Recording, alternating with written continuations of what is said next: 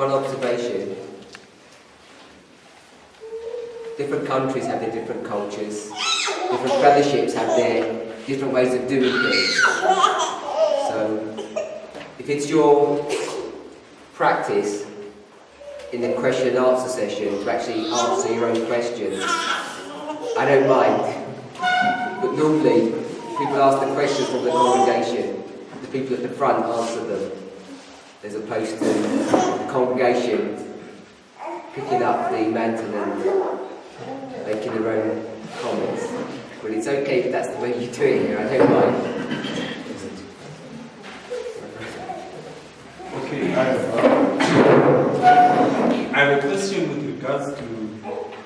Who's the question to? Elder, mine.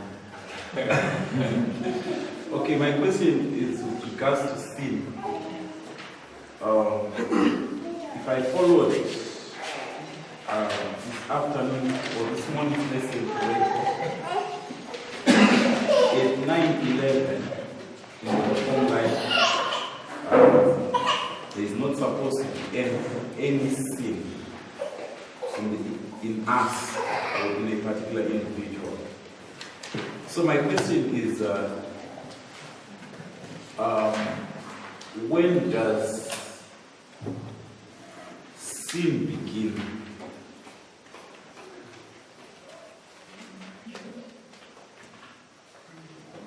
So is that your question? When does it sin? How do we distinguish between sin and temptation? So what I want us to, I think I mentioned this, but I want us to be clear on this issue. When I talk about the issue of sin, I'm talking about prophetic sin to begin with, because that's what a Reformed line teaches. We already made the assertion that it's the Holy Spirit that brings conviction at the time of the end. He brings conviction because our own consciences are seared and are not functioning correctly. But we know that not only our church, but most of the world has an awareness of morality, of what the law requires. So when we talk about sin, John 16 verse 8, the conviction of sin, it's about the sins of our fathers and the burying of the truths that are required for us to complete the work that God has given us as a church. So that's the first thing I want us to point out. I'm not trying to avoid the issue that each of us needs to put sin out of our lives. We also don't want to neglect the idea and the reality that most of us are still practicing sin. So your question is, when does something transition from a temptation to a sin? It's when you indulge it. My simple understanding, we know that temptation isn't a sin. We're tempted by our lusts. Now that can sound like an ugly word, but we have to realise that Jesus was also tempted. So that would infer that Jesus had some lust, which he did. But remember, we spoke that lust isn't necessarily something that's wrong. It's just the way we conceptualise lust in our society, in our generation, since the fall of Adam. Lust has this negative context about it. But it's just a part of our human nature to have lust or appetite, which might be a gentle word of expressing the same thing. So, when you're able to do something that you're not allowed to do, and you indulge that thought, idea, then it turns from a temptation to a sin. The other thing I want us to be aware of, that when we understand salvation, normally what I would do in a class, if we had the time to do this, and it would take some time, would go through what people's ideas are about how you actually get from being someone who's lost to someone who we would call being saved, and how those steps work out. And I've done this enough times to know that people have different ideas of how those steps work, the sequencing of them, and even some people aren't aware of some of those steps. So one of the purposes of putting them on a line is to bring clarity to something that's essential for each and every one of us that I think most of us, or many of us, are confused about. So that's one of the purposes of that. The other thing is that once we realise that we can place these things on a line, it shows us how God is taking a people, a movement, a church, from a situation of darkness to glorification.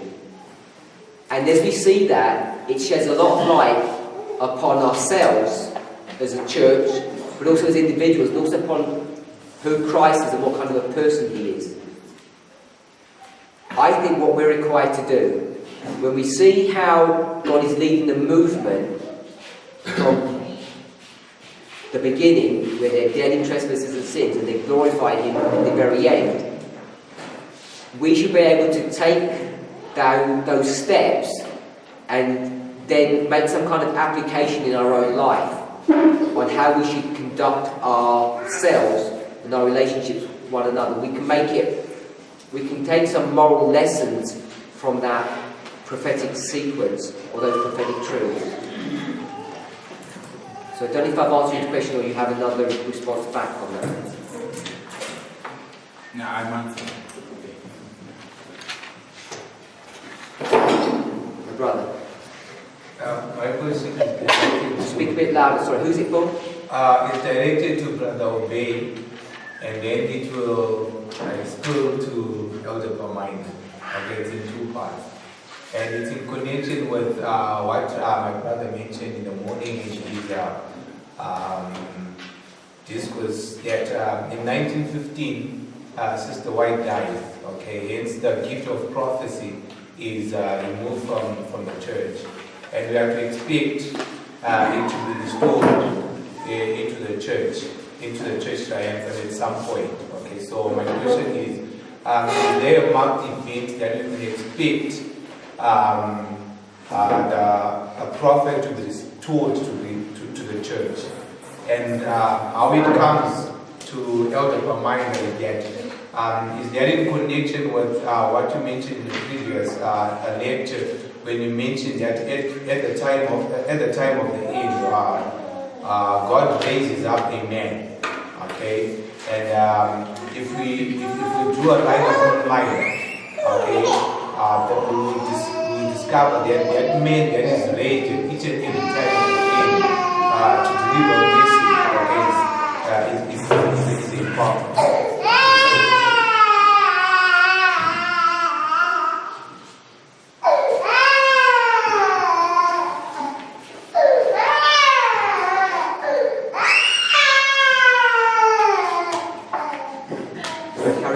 So is there a link with the restoration of a prophet to the church and the man that is raised at the time of the end? That is my question. I don't know if it's clear. Is that's the brother Obey, yeah? Yes. Because Brother Obey mentioned that in his lecture in the morning that 1915, Sister White, when she dies, the gift of prophecy is removed from the church, and then we have to expect it to be restored at some point into the church. Alright, concerning the aspect of the restoration of the gift of prophecy, we have a condition that is first supposed to be met by God's people. When you have a church that is keeping the law, is also faithful, as we seen in 1844, when the third angel arrived, there was a church that was triumphant, and then we see in December, Sister White gets given the gift of prophecy. So, for us, when the third angel gets to do its work of making the church triumphant, of course it's triumphant even from now, but we will see maybe its earnest position of being in a condition of being faithful. Then you see that the gift is to be restored. And we have also the lines in Samuel, when Samuel is given the gift of prophecy. It's from Dan to Beersheba. Dan to Beersheba is a symbol of the midnight cry to the son-in-law. And then all Israel knows that there's been a prophet in Israel. And then I don't remember of any other lines that teach about the gifts coming back, but that's as far as I remember. Did I answer your question? Part of it. So, how is that in connection with the man that you mentioned that is laid at the time of the end, or those are two different, those are two separate events? If you recall in our conversation, you agreed that you were a prophet. So how's that in connection to your question?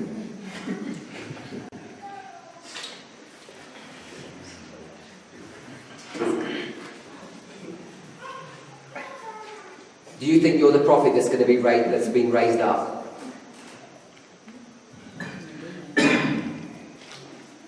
Yes. Right? Yes. I'll say yes.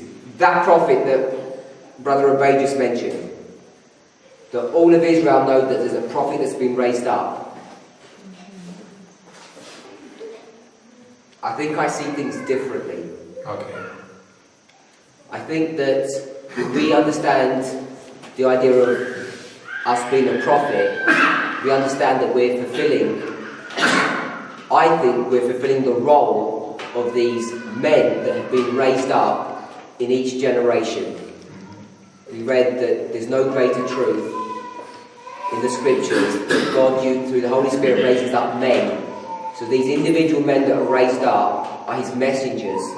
In that sense, I understand you and everyone here to be a prophet, fulfilling the role of these men in these various generations.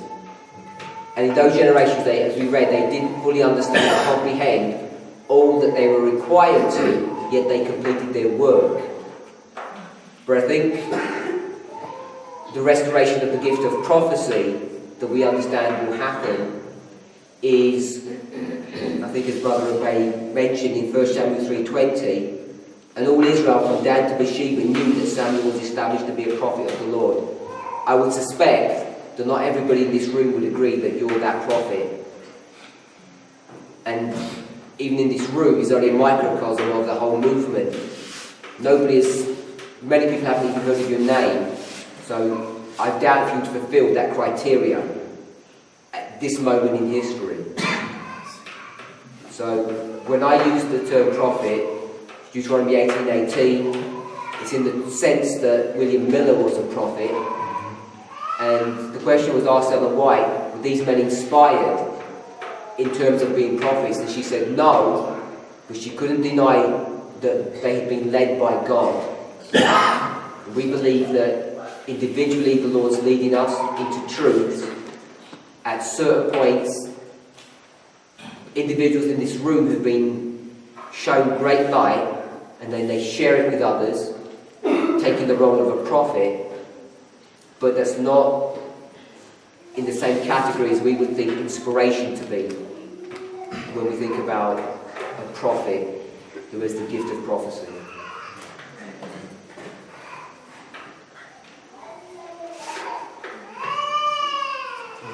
There's a question to you, Parminder, about the marriage part when you mentioned that it is a boy. Recalling that 1999 celebration we are having with Christ.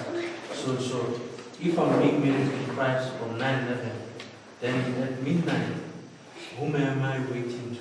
Whom am I waiting for? Because Christ is going to meet him at midnight. That's where my probation closes.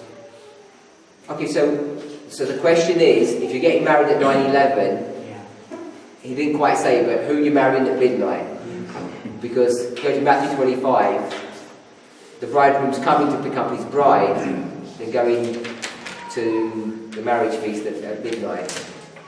You can place a marriage at 9/11, but on a different line, in a different context, you would also place the marriage at midnight. So I think it's a different line of truth. I don't think each of those things are denying the truth that you can place marriage at 9/11 or at midnight. Does that answer your question? Well, you can have the cross at 9/11. You can have October 22nd at 9/11. You can also have it at midnight. You're aware of that. So symbols can have more than one meaning. They can be placed at more than one waymark, depending on the application that you're making. So on the point I'm being married to quite a man that then at midnight, also the marriage part also at midnight. So if you're going to think about marriage at midnight, then the time before midnight would be a preparation for that marriage, wouldn't it? Yeah, so you wouldn't get married twice. That would be the preparation, but that would be in a different context then.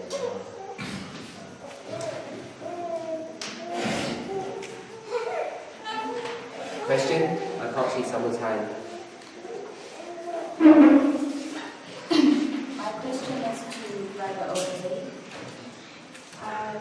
In today's lesson, we read Patience and Prophets, and we were equating Balaam to Judas. So, we looked at that the threefold meaning of Balaam and Balak and the Levite women. And we went on to say that there was a handshake that Balaam was going to be hanged, and the people that sympathized with him. So I'd like to ask, where is the hanging on the line? Where do you place the hanging on the line? Is it because you had 9/11 and midnight, and a waymark in between? And so I'd like to ask if, because you had 9/11, from 9/11 to the waymark, you had 30. And then from the waymark to midnight, you have 4 and 25. So I'd like to ask, where is the hanging? Is it at that waymark that is between 9/11 and midnight, or is it at midnight? Okay, your question is, where is the hanging of those who sympathize with Balaam? Yes, and Balaam as well, which is Judas. Okay. Is it between midnight and the waymark before midnight? Yes. Is that what you're asking? Yes. Maybe from the story, I was marking. Okay, let me draw it this way.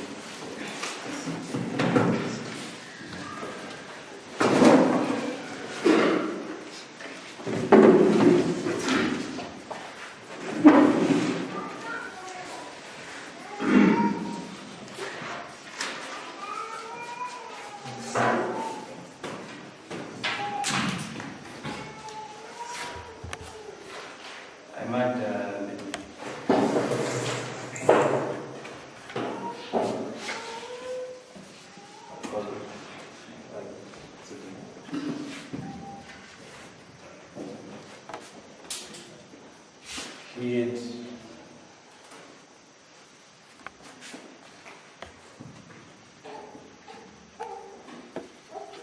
create a whole line from the 2 years from Egypt, and I said this is from the time of the end to 9/11, and then there was the 38, and then we had the rebellion here at Kadesh, and then there another one here at the end, right?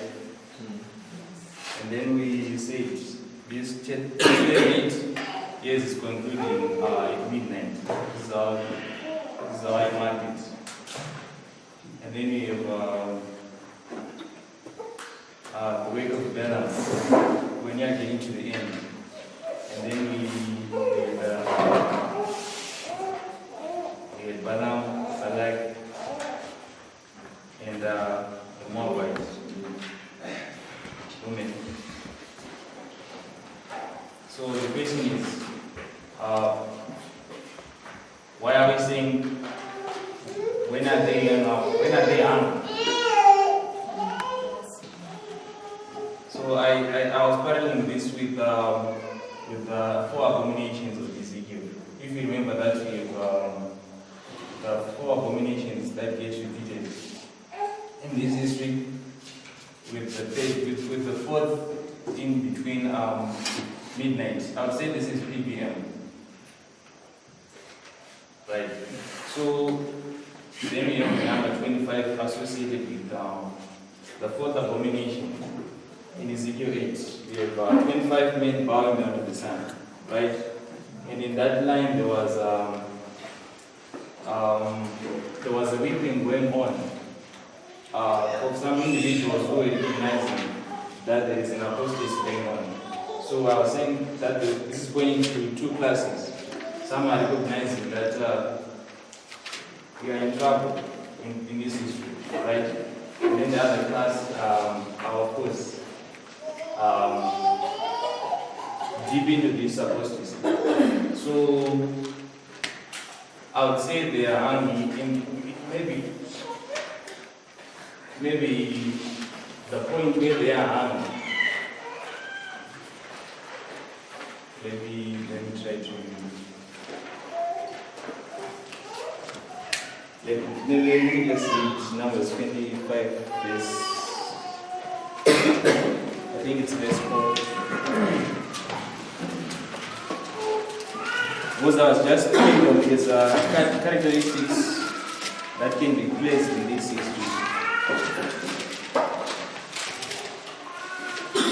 But I would explain it maybe in the line of Judas. When is Judas armed?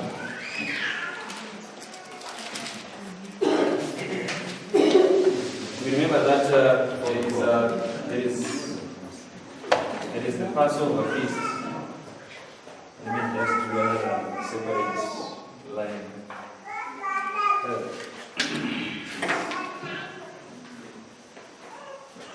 I guess maybe it's explained in another line easily. Because we have the cross, right? And before the cross, what do we have? You have the falling away before the cross. So this falling away, I guess that's PBM.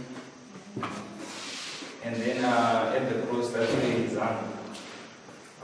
When we have a procession to the cross, that's where Judas is hung. But he's hung before the cross, actually. So I would say maybe he's hung in PBM. Yeah, they're saying he's hung in PBM.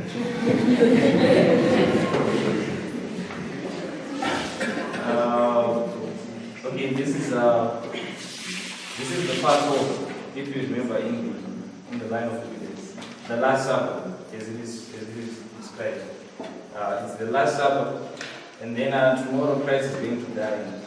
This is the previous day. So, but in between, from the Last Supper, before the cross, that's where people witness Judas hung.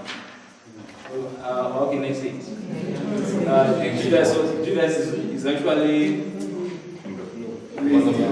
he's on the ground. So maybe it's in between before you get to the cross. So maybe there's actually a way mark between PBM and midnight, but don't get to that now. Maybe I can just try out.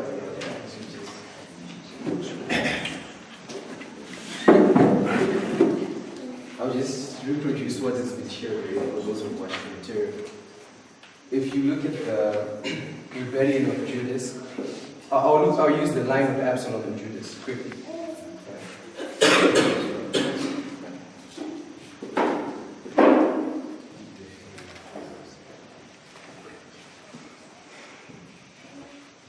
if you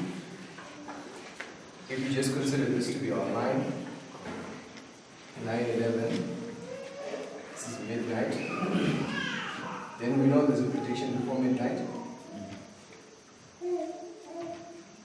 But if you look in the line of Absalom, from what we understand at a very basic level, we understand that Christ crosses the river Kidron. We're familiar with that story, right? When he's going into Gethsemane at midnight. You follow? So you mark the river Kidron at midnight. So this becomes a symbol of midnight. But before Christ goes to midnight, to the Kidron, you're going to see Judas falling away. Right? Remember, Judas leaves the table at the Passover feast. So Judas falls away before midnight. So this is Judas falling away. But if you overlay another line of the same line of Christ, can you mark the cross at midnight, as Obey was trying to illustrate? Yes, you can, right? Yes, you can mark the cross at midnight, because the cross isn't it Passover, the slaying of the Passover lamb? Is Christ on the cross at Passover? Yes, so this is midnight. Because can you separate midnight from the celebration of the first Passover in Exodus? Yes, it's all about midnight, right? Yes, so this is the cross. But before the cross, you see Judas hanging on a tree, don't you? Yes, so Judas hangs before the cross. So hang before the cross. And if you consider the recent developments that we've been coming to understand, is that in Millerite history, on May 2nd, Samuel Snow gives a prediction before July 21, which is midnight. And if you consider what May 2nd was on the Carrier calendar, it was actually the 14th day of the first month. Which feast was celebrated on the 14th day of the first month? Passover, right? So this is Passover, 14th day of the first month. The first month. And this was before July 21, and July 21 is midnight. Right? Yes. So Samuel Snow gives a prediction before midnight. And the prediction before midnight is Passover. You follow? Therefore, when you're looking at the Passover, lines of the Passover, does Judas fall away at the Passover? Yes, he leaves the table during the Passover feast. So the prediction before midnight is Passover. So you can mark the hanging of Judas or the falling away of Judas at Passover before midnight. I don't know if it's making sense. Yes. And just one last illustration. In the story of David and Absalom, David also crosses the Kidron River, which we're marking at midnight. But before David crosses the Kidron, Absalom gets hung. Because David crosses it twice. But Absalom gets hung, then David crosses the river. So you always see a hanging before midnight. And the waymark that we know is before midnight is Passover, which is the prediction before midnight. I don't know if it's clear.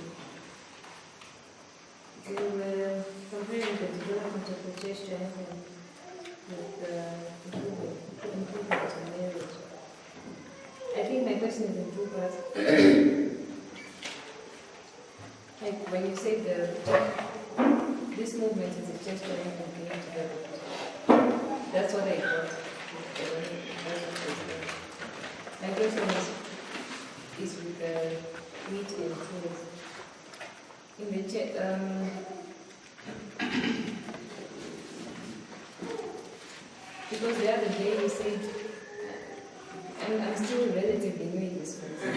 So in the other day you said some people, I think in 2014, shake us out of the movement. And because there were tears and then more like here. But for me it didn't make sense because if they accepted the events, isn't that what we say? It's not about accepting the prophetic events. If they had accepted them before, would they reach at some point and then they changed into things? That's my question. Okay, so maybe if you can clarify on the details, please. it's not about marriage. On the marriage, I wanted to see how it's compared to marriage. Maybe I missed it when I was outside. How the church triumphant is compared to marriage. So we know that, not even just the church triumphant, we know the relationship between either a corporate church body and Christ is a symbol of marriage. It's symbolized by marriage, yes? Or an individual entering into a relationship with Christ, that's also understood to be marriage. Marriage, yes? You can get that easily from Romans chapter 7. And he says if you're married to that old man, which is the man of sin, you cannot legally be married to Christ. So the only legal mechanism you have is the death of your former husband. So when your husband dies, then you're legally able to remarry. So that makes sense about marriage. If you go to the chapter before that, it says that at baptism you're buried or you die, and then you rise in newness of life. So it compares baptism with marriage. So in chapter 6 you have a death and a resurrection, and in chapter 7 it requires the death of something. So when you put those two thoughts together, the thing that's dying is sin, and then you have this new life with Christ. So we can place baptism at 9/11. We have a number of lines of evidence to show that. So that's why I will be placing marriage at 9/11. And then I gave the Spirit Prophecy quote, I think from 7 Testimonies, that showed that marriage is a state of being. And what's supposed to happen is that marriage is supposed to get better.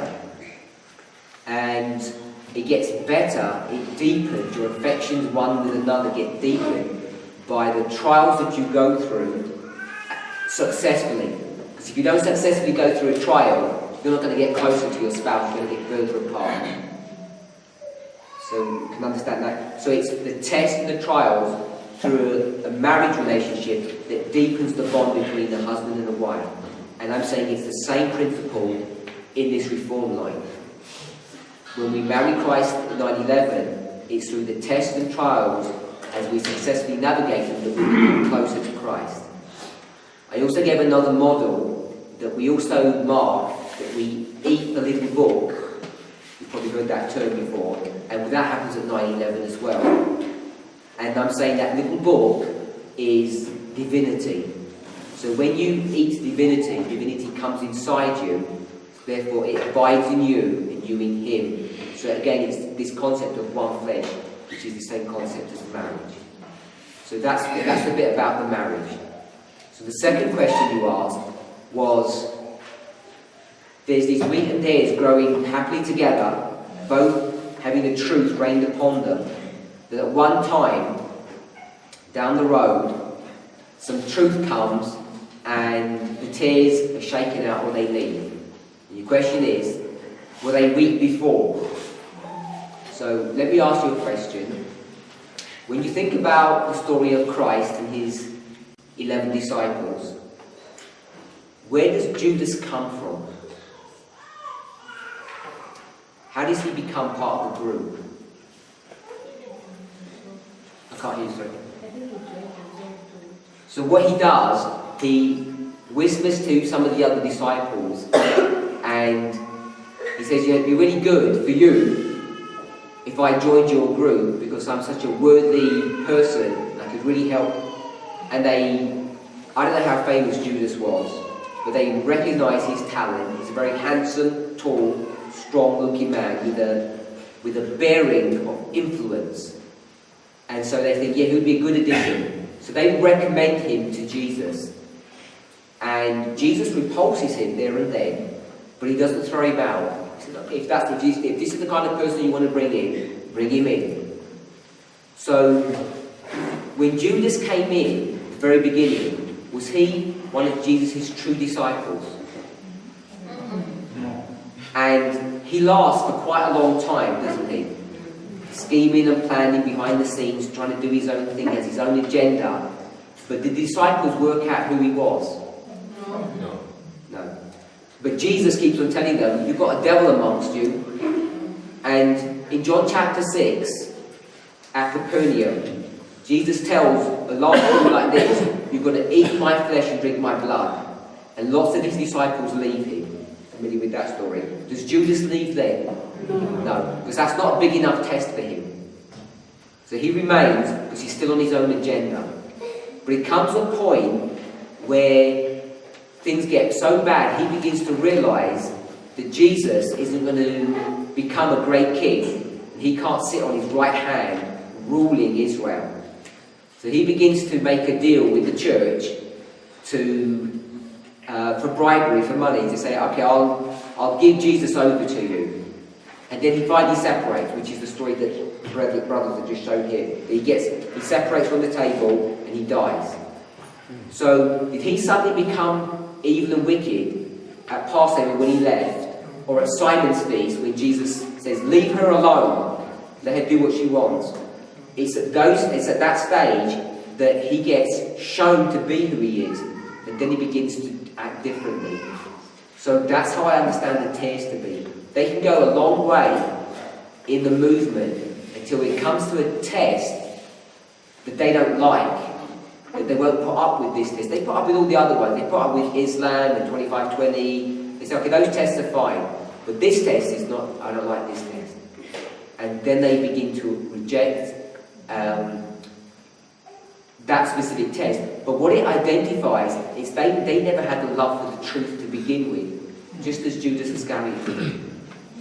One line that the brothers here didn't put up with this hanging and this death was the story of, they mentioned David, but there's another story about David, which is David and Abner. Abner was Saul's general.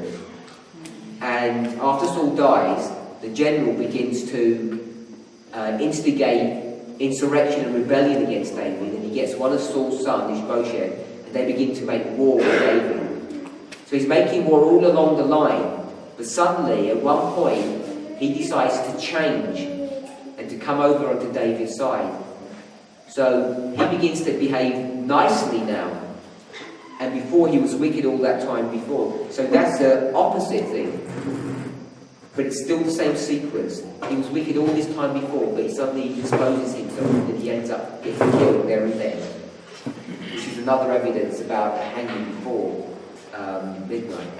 So my answer to you is this, simply, that the tares are tares from the very beginning, but it needs a specific test to draw them out, to show their colours. And they're in all of this movement for the wrong reasons.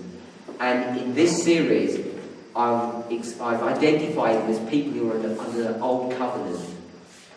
So they do accept all of those truths, but in their mind, their hearts haven't been changed. And when I think about our heart being changed, I'm thinking where love resides. And you can identify a tare, because at some stage they'll tell you, I don't love the truth.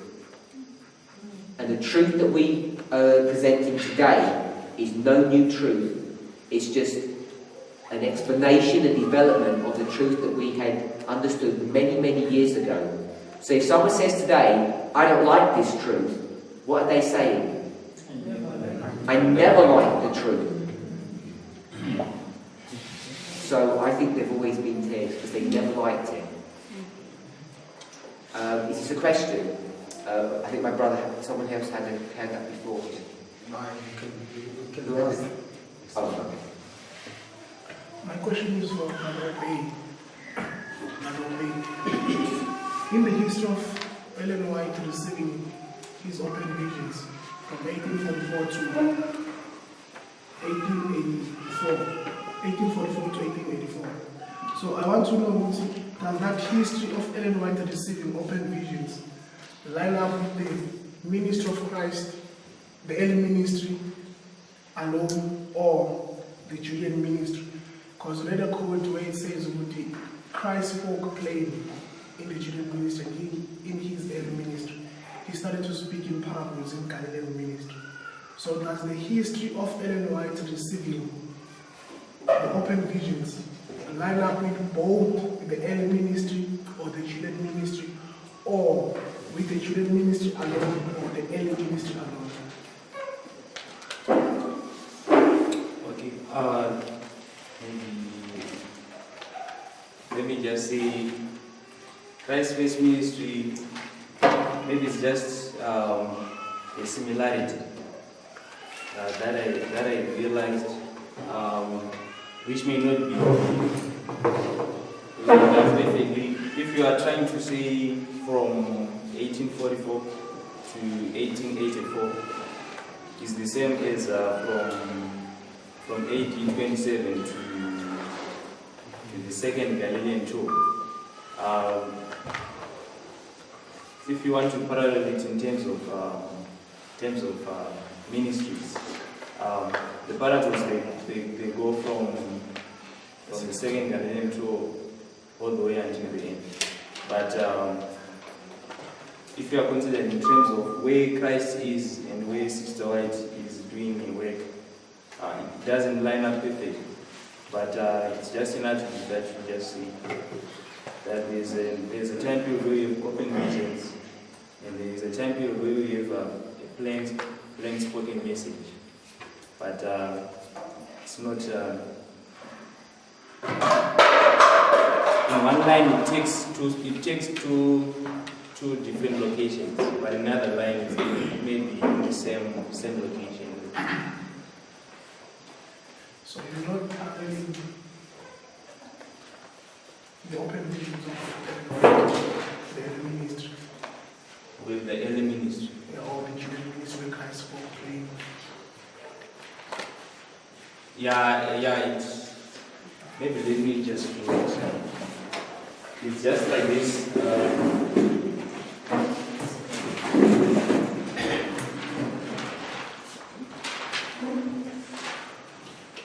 1884.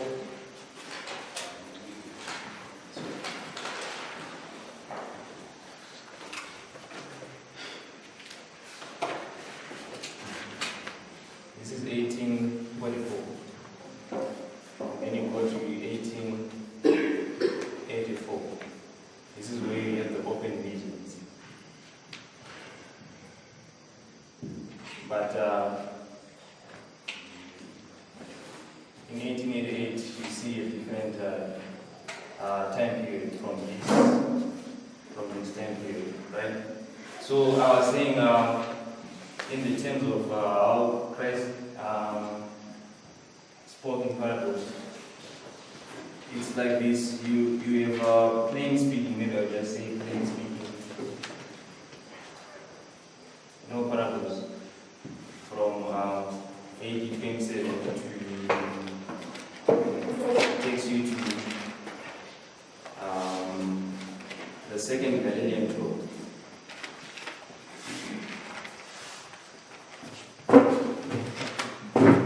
This is where it starts to use parables. If you want to understand it in this way, I have no problem with that, but it may not line up with it. It's just a similarity that I realized. It's not a perfect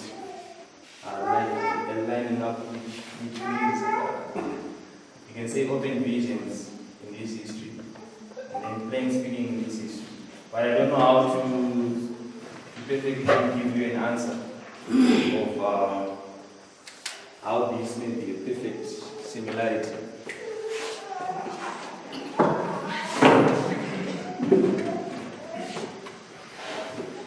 In Second Selected Messages, 118 paragraph 2, it says, when Jesus began his public ministry, he cleansed the temple from its sacrilegious profanation.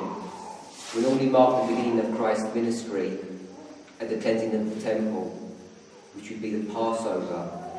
So I think perhaps your answer would be for the first year while he's in Judea, not the first 6 months, where you would really mark the beginning of his ministry. You probably mark that's where the 40 years would be.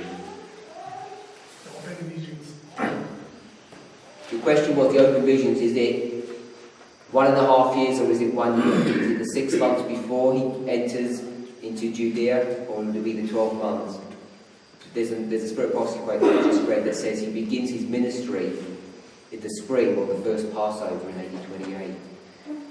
So you can quite easily line up, you're going to mark the open visions, there you mark it from 28 to 29 in that first year.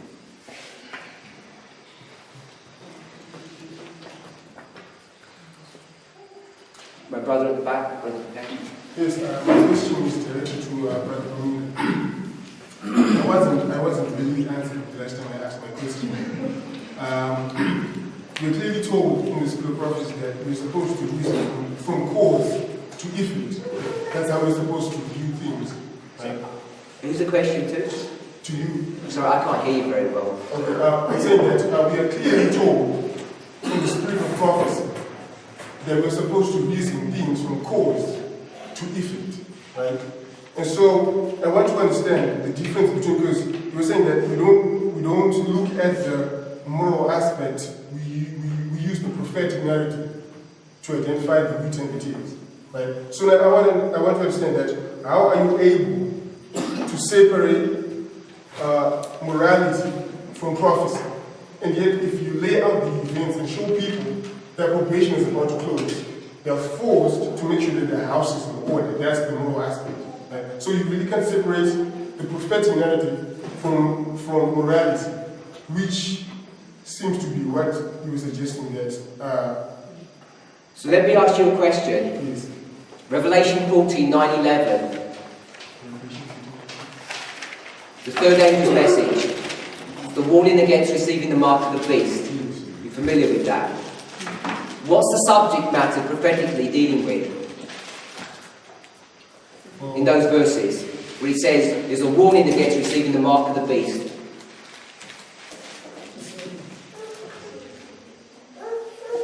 Well, it's identifying the mark of the beast. What is the mark of the beast? Sunday law. Sunday law. Yes. So, as an Adventist, you understand that this church was created to give a warning to the world not to worship on Sunday, but to worship on Sabbath. Yes. So when that time period comes and we go to the world, how many questions are you going to ask them? Well, do you keep Sunday or do you keep Sabbath? Are you going to ask them any more questions than that? Well, yes, if circumstance so requires. Sorry? If circumstance so requires. So you're going to ask them if they commit adultery as well? Not exactly. Okay, so that's my very point.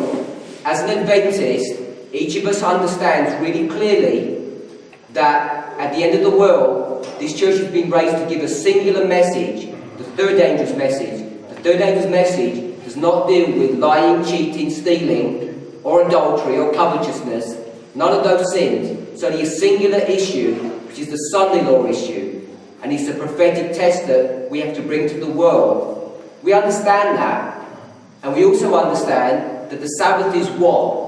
It's the sign or the seal of God. And it's a sign, when we use the word sign, it's a sign of what? Of our righteousness, or His righteousness stamped on us. So you know you can't have righteousness without keeping all the commandments. But that's not what our question is. That's not what's being addressed. The only question we'll ever ask anybody in the world at that time period, we won't ask you to eat pork or not. That's not even the test. We have an abundant amount of evidence from inspiration that shows us clearly it's only one question, Saturday or Sunday. And depending if you pass or fail, it's your entrance into heaven. So that idea, that logic, is now being applied to the church.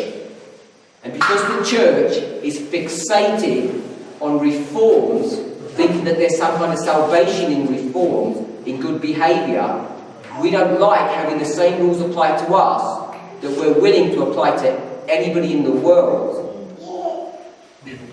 And it's a problem that we face in this movement over and over again, because Adventists cannot believe that they're lost, that this church is in subjugation to Rome as we speak right now. And we're unwilling to accept and believe that truth, because we're fulfilling the very events and behaviour of our forefathers. Because when Jesus went to Nazareth and he told them the same thing, they tried to kill him when he said that this day this prophecy is fulfilled in your ears, because you're the ones who are lost, you're the ones who are in subjugation. And they said no, because we don't commit adultery, we pay tithe, we keep all the rules and regulations. And he says it's of none effect. So that's how I respond to this issue about morality and prophecy.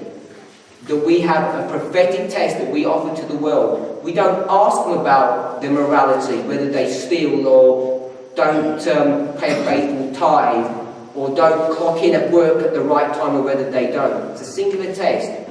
So when we come to our message and we have a singular test, whether or not each and every one of us will accept 9/11 as the beginning of the judgment of the living, people say that cannot be a legitimate test to bring upon people, because you didn't ask them their moral standing in God's eyes. And I'm saying we're not required to, because if you're not morally correct, you should never have been baptized in the first place. And when you were baptized, you should never have sinned after that. And if you have, you should be on your knees before you ever even come. I'm not speaking to you. I'm speaking generally. I'm not. You should not be in the church. You should have been thrown out. You should have been disciplined if you're committing sin. But we're not, because we have lax rules in this church. This message, if you think about it, is for Adventists. And Adventists are supposed to be keeping the law, but they don't understand prophecy. But this message has to deal with people who are not only not understanding prophecy, but their lives are wrecked because they don't know how to put sin out of their lives. But this message has enough power to deal with both problems. But if we continue to focus along the dead-end roads that the Reformed Adventists do, and I don't mean the movement, I mean conservative Adventism, who thinks that by doing cooking programs and country living programs that is somehow going to correct the faults in this church, they're going down the wrong road. We've been doing that for a long time, and this church is in a sad condition. I've been around conservative Adventists for over 2 decades, and their lives are as dysfunctional as liberal Adventists. There is no saving mechanism of conservative Adventism, or what we would call reforms, or what you might suggest that you just did, morality. It doesn't help. The reform is standard. If you're not keeping law, we shouldn't be here. This is about people who are Adventists. They're supposed to be baptized, paid up members of the church. We're talking about these people are clueless about their prophetic understanding. So that's why we don't address morality. But I do use morality as a framework to explain some of these prophetic concepts. It's not that I'm trying to skirt the issue of morality. You know, we could do a nice series on morality, and people get really offended really quickly when we do that. And, you know, I've been to enough programs and participated in them and given them to know that it doesn't really work. It's not a message that captivates and holds people when you start dealing about reforms. Because most people get offended when you start attacking what they put on their plate, when you attack how they dress, how they look, how they conduct themselves. God has designed a different way. It's a way that's charming and draws people in. And I'm convinced from personal experience and by observation that it has power to change people's moral lives. It really does.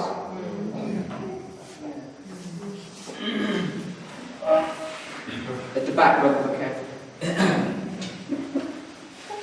This is directed to Elder Parminder. One of your lectures we're dealing with the nature of man, and one of the key points was man in his fallen nature does not love to obey the law of God, and that the law of God cannot be changed and demands 100% obedience. And you say that it was the Lord's way to make us love to keep the law.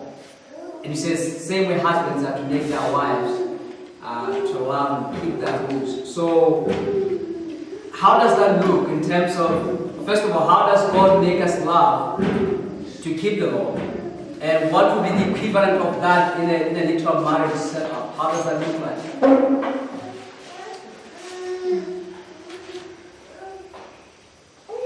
How can husbands make their wives love to keep the rules?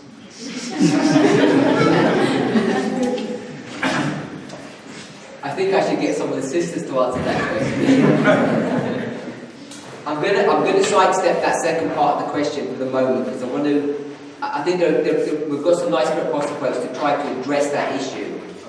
But your first question is, how does Christ make you love to keep law? And I don't think I have the answer. I don't know if anybody does. It's the mystery of godliness. But I can explain to you the mechanics of how that works and how we should go through the process of having that thing happen. That I can do. But how he actually accomplishes that work, I don't know. It's like each of us has to taste and see that the Lord is good. Now I can tell you what it tastes like, but it doesn't mean you can experience it. So experience is the personal thing that each of us has to go through. And I can pass you a portion of food that I eat, and you can experience it, but you have to experience it yourself. So I don't know how that mysterious piece of information works, but the mechanics of it, I think I have I don't know, I can't say it's the definitive answer, but I have an explanation of how I think that process works. But the mysterious bit, I think, is the mystery. It's the mystery of godliness. In the same way, we can't explain what sin is. I mean, I can tell you, with words, it's the absence of God, or darkness is the absence of light, but it can't be explained. Does that answer your question? No. What about a husband? Take it down to the... How does the husband? Literal, yeah. I think what do you suggest? The problem with husbands is that they become dictators and they become demanding, and they don't share their throne with their wives.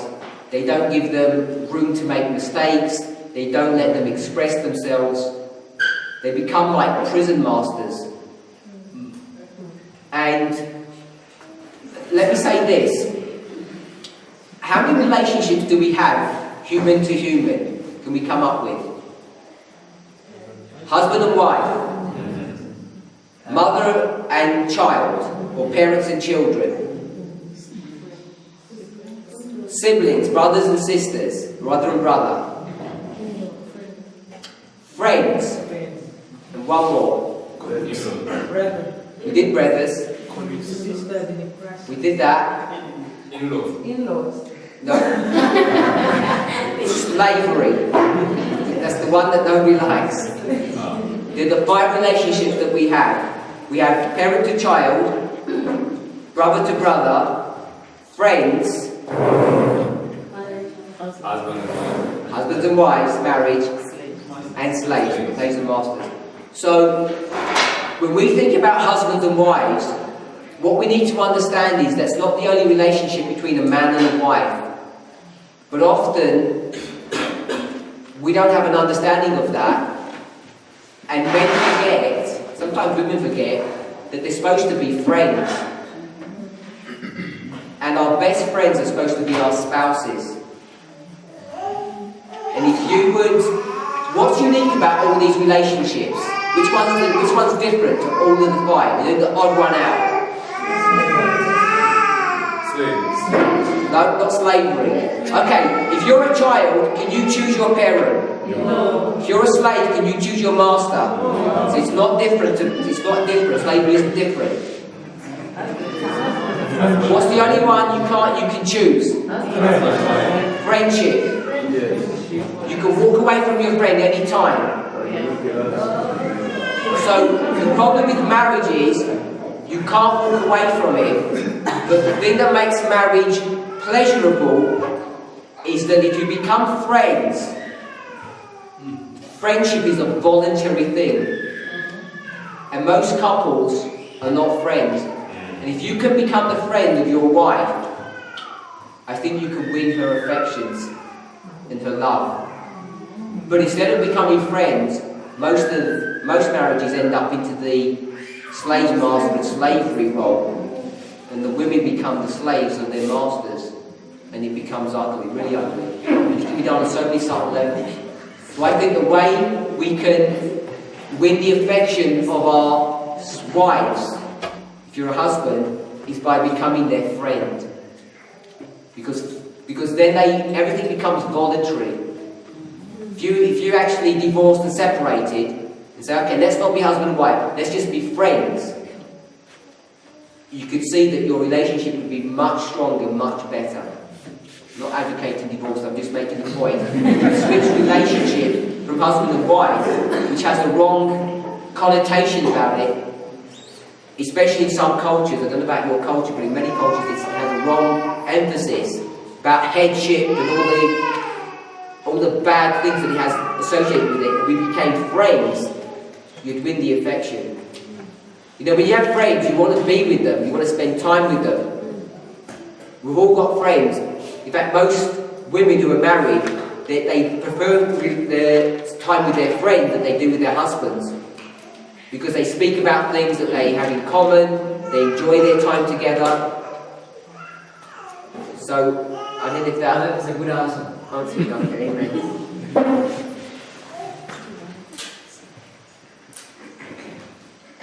Oh, it's past time. Let's pray. On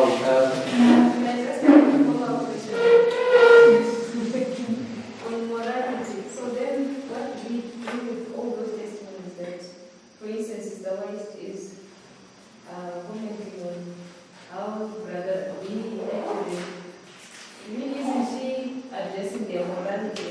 Where do you draw the line maybe? I haven't really understood the issue of morality and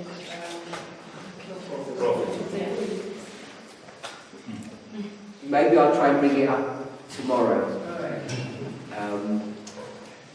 So let's close in prayer. I won't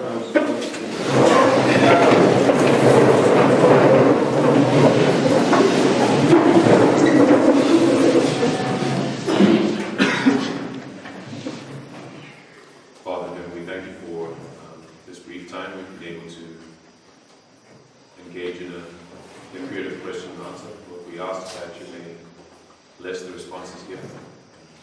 Bless us with understanding of the issues that have been raised. Father, these are spiritual things, Lord, and as your word says, spiritual things are spiritually discerned. And we ask for the grace of your Spirit, Lord, to impart understanding,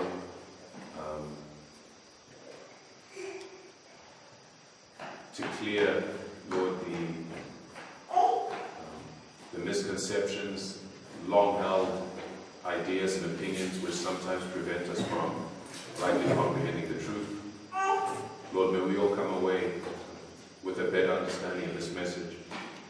Most importantly, a better personal understanding, a better understanding of present duty as it relates to us individually. Please bless us now as we part for the evening.